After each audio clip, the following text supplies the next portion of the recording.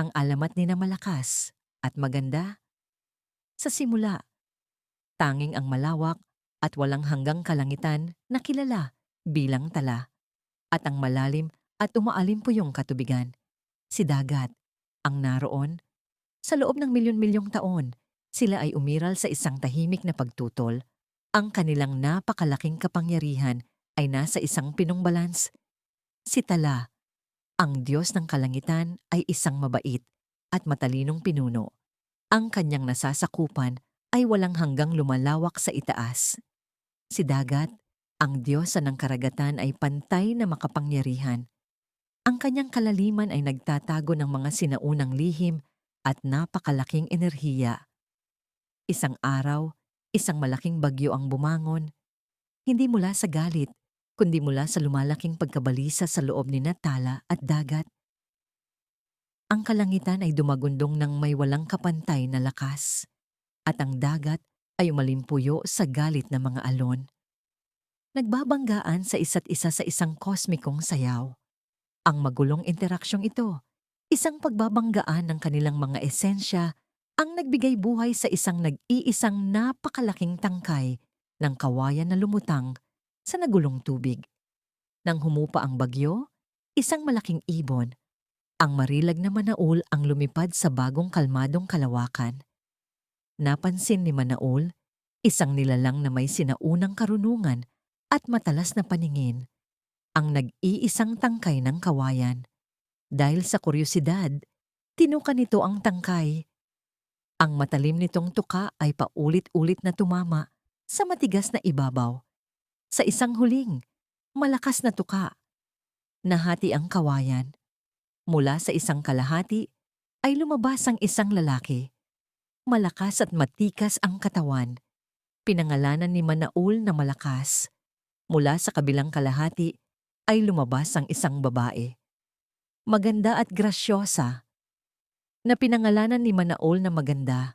Sila ang unang mga tao, ipinanganak mula sa pagsasama ng langit at dagat, at inilabas sa pamamagitan ng patuloy na pagsisikap ng matalinong ibon. Nagkatinginan sina Malakas at Maganda ng may pagtataka. Si Manaul, na nagmamasid sa kanilang pagkamangha, ay inutusan silang punuin ng mundo. Mula sa kanilang pagsasama, ipinanganak ang mga unang anak. Habang lumalaki ang kanilang pamilya, hinarap ni na Malakas at Maganda ang hamon ng pagbibigay ng pangangailangan para sa kanila.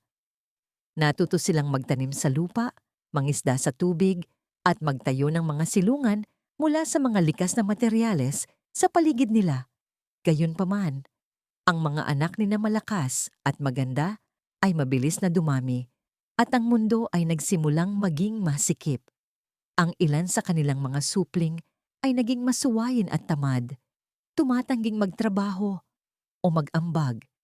Si Malakas, na nakakita sa lumalaking pagkakawatak-watak na ito, ay nainis.